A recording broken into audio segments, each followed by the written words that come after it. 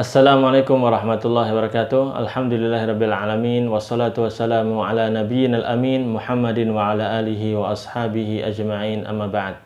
Ma'asyiral muslimin rahimani wa rahimakumullah, dalam kesempatan kali ini kita akan membahas tentang syarat wajib puasa, yakni siapa-siapa saja yang dikenai kewajiban berpuasa, siapa-siapa saja yang diberikan keringanan untuk tidak berpuasa, namun nanti bisa dia diganti di hari yang lain atau dia membayar fidyah. Kaum muslimin rahimani wa rahimakumullah, orang yang wajib berpuasa itu dia pertama adalah orang Islam, ya, baik laki-laki ataupun perempuan. Kemudian dia orang yang berakal, ya, ini bukan orang gila.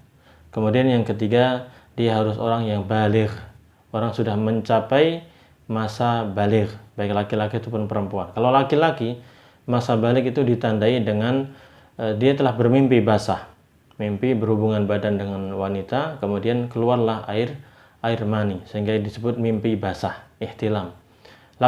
Demikian pula perempuan, kalau dia sudah mimpi basah, maka juga itu di antara tanda-tanda dia sudah baligh. Atau tanda-tanda yang lain, wanita itu kalau sudah baligh biasanya dia akan keluar darah haid, darah menstruasi. Demikian pula akan tumbuh di laki-laki atau perempuan beberapa bulu, ya, di kemaluannya atau di keteknya, ya, itu di antara tanda-tanda baligh. Ada juga sebagian ulama yang memberikan perhitungan, yaitu maksudnya baligh itu kalau orang sudah berusia 15 tahun, itu standarnya. Tapi wallahu alam, kalau misalnya sebelum 15 tahun sudah ada tanda-tanda baligh yang telah kita sebutkan tadi, sudah mimpi basah dan seterusnya, maka dia sudah baligh. Kalau seseorang sudah baligh, maka dia dikenai kewajiban untuk berpuasa ini. Bagaimana dengan anak-anak? Kalau anak-anak kita latih dari sejak kecil, kita latih untuk berpuasa, ikut berpuasa, ya, sesuai kemampuan mereka. Oleh karena itu Nabi SAW memerintahkan kita orang tua. Nabi SAW bersabda, muru auladakum bis salati wa hum sab'u sinin wadribuhum 'alaiha wa hum abna'u 'ashrin. Perintahkanlah anak-anak kalian untuk melaksanakan salat ketika mereka berusia 7 tahun. Nah, 7 tahun ini belum balik, tapi kita diperintahkan untuk ngajak anak-anak kita sholat. Ayo nak, sholat ke masjid. Ajari sholat, tata sholat yang benar, kemudian ajak mereka untuk berangkat ke masjid melaksanakan sholat bersama kaum muslimin. Umur berapa itu? 7 tahun. Kalau sudah 10 tahun nggak mau sholat, dikasih hukuman, dipukul yang ringan untuk mendidik, pukulan yang mendidik, bukan pukulan yang menyakitkan, enggak, tapi mendidik aja, cukup sedikit saja agar dia semangat untuk melaksanakan sholat tersebut. Demikian pula masalah puasa, kita latih dari kecil sehingga dia terbiasa dengan amal ibadah ini. Itu yang kita amalkan, ma'asyiral muslimin rahimani wa rahimakumullah. Meskipun anak-anak ini belum baligh, belum ada kewajiban bagi dia, tapi latih dari kecil sehingga ketika dia nanti sudah baligh, dia akan terbiasa dengan puasa tersebut. Dan itu sangat mudah, ma'asyiral muslimin rahimani wa rahimakumullah. Nah, dalil berkaitan dengan syarat ini, yakni syarat orang yang dikenai kewajiban puasa itu pertama muslim, kedua dia harus berakal, ya, bukan orang gila, kemudian dia adalah orang yang sudah baligh, sudah usia baligh. Nabi SAW bersabda, rufi'al qalamu an salasin. Catatan amal itu diangkat, ya, ini tidak ditulis bagi tiga orang ini. Rufi'al qalamu an salasin. Catatan amal ini akan diangkat dari 3 orang. Yani 3 orang, kriteria 3 orang ini tidak akan dicatat amal kejahatannya, keburukannya, dosa-dosanya itu tidak akan dihitung sebagai amal dosa dia. Ya.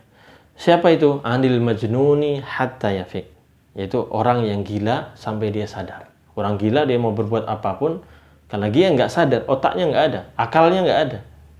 Otaknya ada, cuman akalnya hilang, ya, sehingga dia nggak sadar dia ngomong apa, bicara apa, dia nggak sadar. Puasa nggak wajib bagi dia karena dia orang gila, ya. Kemudian wa'anin naimi hatta yastaiqidh, orang yang tidur sampai dia bangun. Orang tidur kadang ngigau kemana-mana, ngomong lantur gini, melakukan perbuatan ini, nah, dia tidak tahu, tidak sadar saat itu sampai dia bangun, barulah nanti terkena kewajiban-kewajiban yang berkaitan dengannya. Ya. Kemudian wa anis sabi hatta yahtalim, dan tentang dari anak-anak kecil sampai dia ihtilam, mimpi basah, sampai baligh. Nah, kalau anak kecil, anak-anak kita nanti sudah mimpi basah, bangun tidur kok basah, ternyata itu air mani, maka disitulah dia wajib untuk melaksanakan amal-amal ibadah yang diwajibkan kepada dia, seperti sholat ataupun puasa yang kita bahas pada kesempatan kali ini.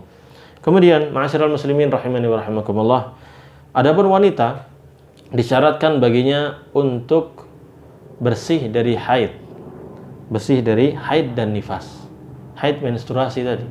Jadi kalau wanita sedang haid ya nggak puasa, nggak wajib baginya untuk apa? Berpuasa, tapi nanti diganti di hari yang lain. Demikian pula orang yang nifas. Wanita setelah melahirkan dia akan keluar darah nifas dari kemaluannya, sehingga dia tidak berpuasa, tidak juga sholat, tapi nanti diganti dengan hari yang lainnya. Rasulullah SAW bersabda, "Alaysat idza hadat lam tusalli wa lam tasum?" Bukankah wanita itu ketika haid menstruasi dia kan tidak puasa dan tidak juga sholat, kan gitu ya. Hadis ini sahih, diriwayatkan oleh Imam Al-Bukhari. Riwayat dari Aisyah radhiyallahu taala anha, beliau mengatakan, "Kanat ihdana tahidu ala ahdi Rasulillah sallallahu alaihi wasallam." Di zaman Nabi sallallahu alaihi wasallam pernah ada wanita di antara kita yang haid, menstruasi. Fa nu'maru bi qada'is shaumi wa la nu'maru bi qada'is shalah. Maka kami diperintahkan, wanita yang haid ini diperintahkan untuk apa? Untuk mengqadha puasa. Namun kami tidak diperintahkan untuk mengqadha salat. Ini hadisnya muttafaqun alaih, disepakati kesahihannya oleh Imam Bukhari dan Muslim.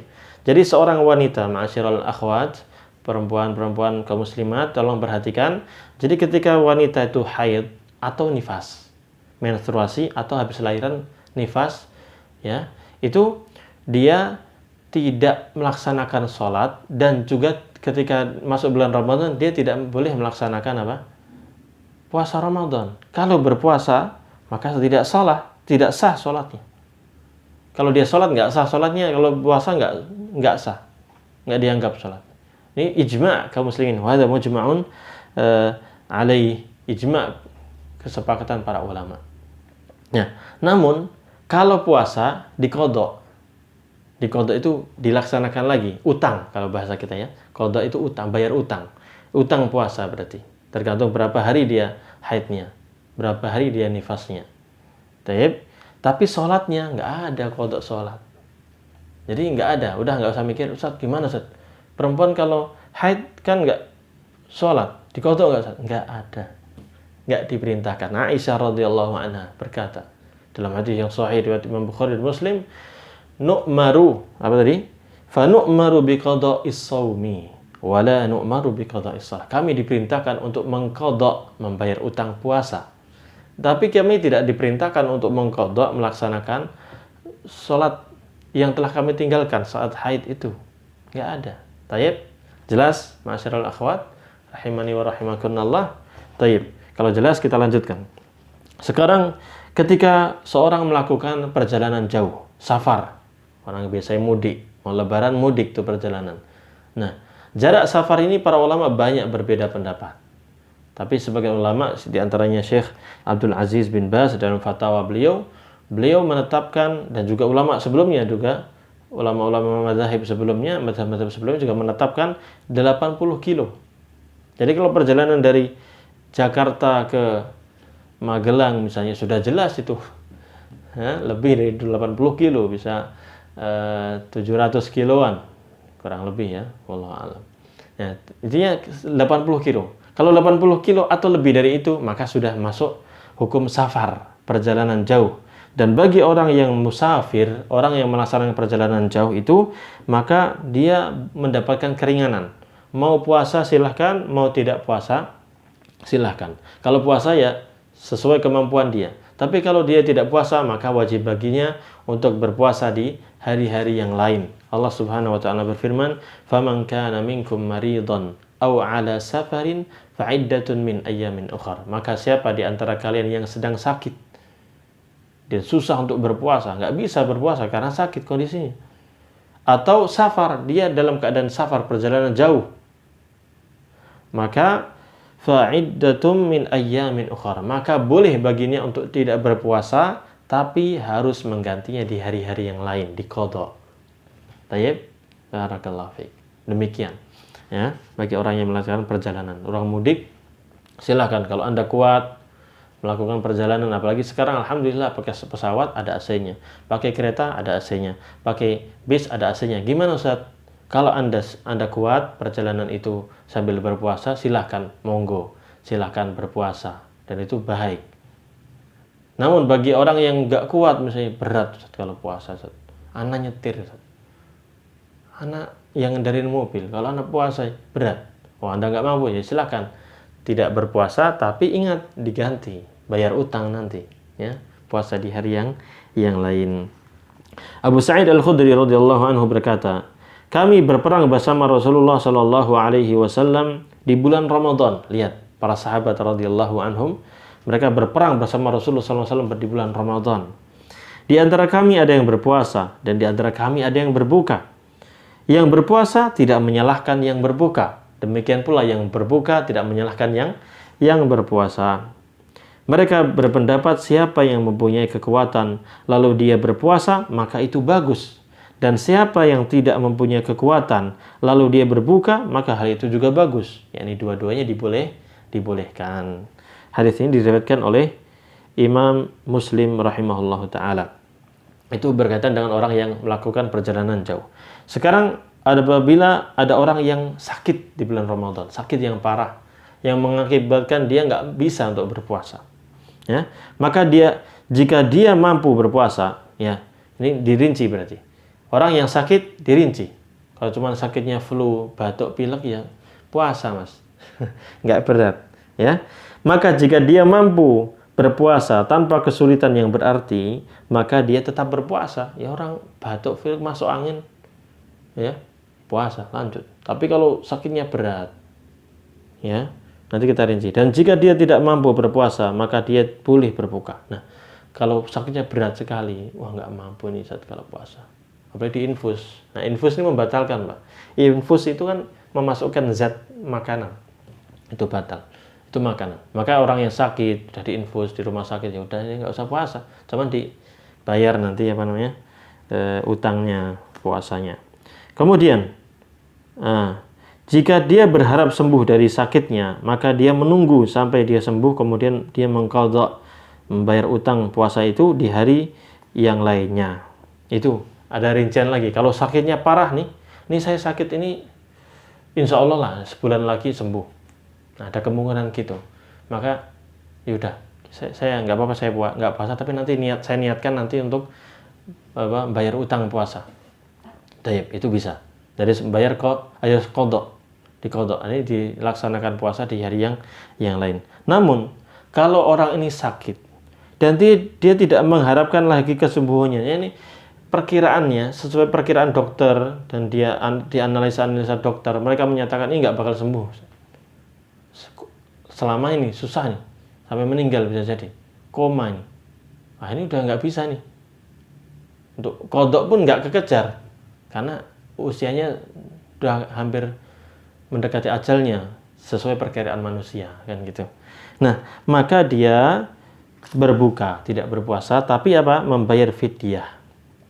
Biar fidyahnya satu mud makanan pokok, ya kita beras, ya, atau di riwayat Abdullah bin Abbas, beliau memberikan makanan. Nanti akan kita bahas. Jadi dalilnya dari firman Allah Subhanahu wa taala apa?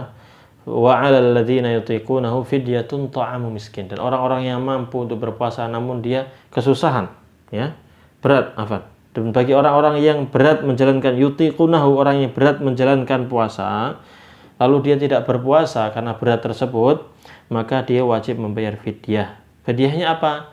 Ta'amu miskin, memberikan makanan satu orang miskin setiap harinya.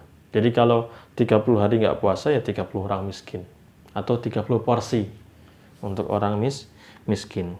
Jika seorang muslim atau muslimah telah mencapai usia lanjut yang membuatnya tidak mampu berpuasa, maka dia berbuka dan membayar fidyah setiap harinya sebesar 1 mud makanan. Jadi kalau sudah orang sepuh, sudah tua, ya 90 tahun, 100 tahun, berat kalau puasa.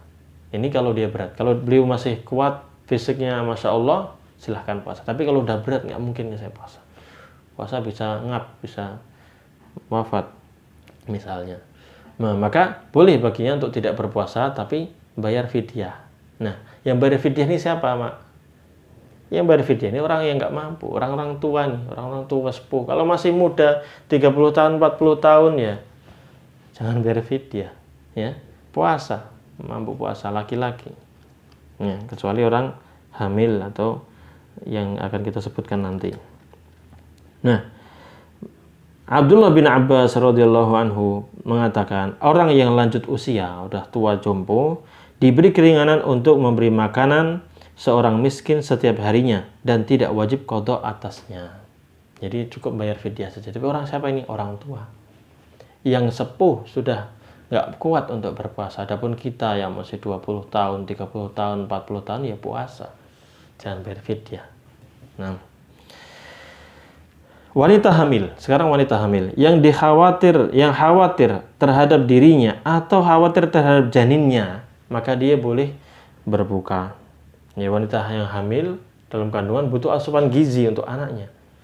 Kalau dia khawatir nih, kalau saya nggak makan, nggak minum gizi-gizi, obat-obatan yang untuk kesehatan janin, maka khawatirnya nanti gimana ini anaknya, khawatir nggak sehat atau khawatir terjadi hal yang berbahaya, maka silakan berbuka, boleh untuk berbuka. Dan pada saat kekhawatirannya telah berlalu, maka dia mengqadha hari di mana dia berbuka, yakni diqadha. Ya, dia nggak berpuasa silahkan, tapi nanti diqadha. Jika dia mampu, maka di samping dia berpuasa, dia juga memberi makanan 1 mud gandum perharinya, atau makanan pokok lah, intinya bayar fidyah berarti. Jadi, dan hal itu lebih sempurna baginya dan lebih besar pahalanya. Jadi gini, kalau wanita hamil, ya, dia boleh baginya untuk tidak berpuasa, namun diqadha di hari-hari yang lain setelah dia melahirkan dan dia mampu untuk berpuasa, silakan berpuasa. Ini bayar utang puasa tadi. Tapi kalau dia sambil qadha puasa sambil bayar fidyah, silakan, itu lebih sempurna menurut pendapat yang rajih, wallahu a'lam. Hukum ini juga berlaku bagi wanita menyusui jika dia khawatir terhadap dirinya atau khawatir terhadap anaknya dan dia tidak menemukan wanita lain yang menyusui anaknya atau anaknya tidak mau disusui oleh wanita yang lain. Ya, maka ini masuk dalam keumuman firman Allah Subhanahu wa taala, wa 'alal ladzina yutiqunahu fidyatun ta'amu miskin, dan orang-orang yang berat melaksanakan puasa karena tua atau karena hamil atau karena menyusui, maka dia membayar fidyah. Fidyahnya apa? Ta'amu miskin, memberikan makanan kepada orang miskin. Al-Qur'an surat Al-Baqarah ayat 184. Yakni mereka mampu namun sangat berat. Ya, wanita hamil, wanita menyusui. Maka jika mereka berbuka, maka mereka mengqadha atau memberi makan seorang miskin. Ya, memang ada beberapa pendapat ya. Di antara ulama ada yang mengatakan cukup fidyah saja. Bayar fidyah cukup. Ya, gitu. Ada yang berpendapat harus qadha, harus dibayar utangnya, dia harus puasa di hari yang lain. Ya. Ada yang mengatakan kalau mau lebih hati-hati ya udah qadha dan juga fidyah. Wallahu taala a'lam. Ada beberapa yang harus dijelaskan. Yang pertama, barang siapa melalaikan kewajiban mengqadha puasa Ramadan tanpa alasan sehingga Ramadan berikutnya tiba, maka dia tetap mengqadhanya ditambah dengan fidyah memberi makanan 1 orang miskin perharinya. Jadi gini misalnya, ada perempuan haid atau laki-laki atau perempuan melakukan safar. Dia punya utang taruhlah 1 pekan. 1 pekan dia tidak puasa Ramadan. Akhirnya dia punya utang. Syawal, kemudian Zulqa'dah, Zulhijjah, Muharram dan seterusnya, nggak sempat bayar sampai Ramadan lagi. Nah, gimana ini? Qadha puasanya, tetap dia masih utang, dianggap utang, tapi tetap dia tambah dengan membayar fidyah per hari yang dia tinggalkan. Wallahu taala a'lam. Kemudian, seorang muslim yang wafat dengan meninggalkan hutang puasa, maka walinya mengqadha untuknya berdasarkan sabda Rasulullah sallallahu alaihi wasallam, "Man mata wa alaihi siyamun shama anhu waliyuhu." Siapa yang meninggal sementara dia memiliki kewajiban untuk membayar puasa, hutang puasa, maka yang berpuasa siapa? Digantikan oleh walinya, ahli warisnya. Wallahu taala a'lamu bissawab. Hadis ini sahih, diriwayatkan oleh Imam Al-Bukhari dan Muslim.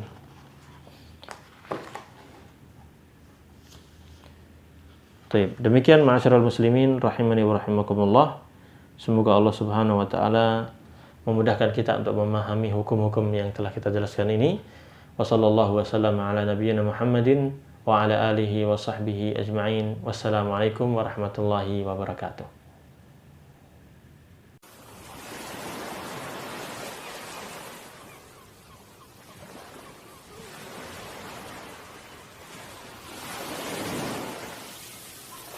قل هذه سبيلي أدعو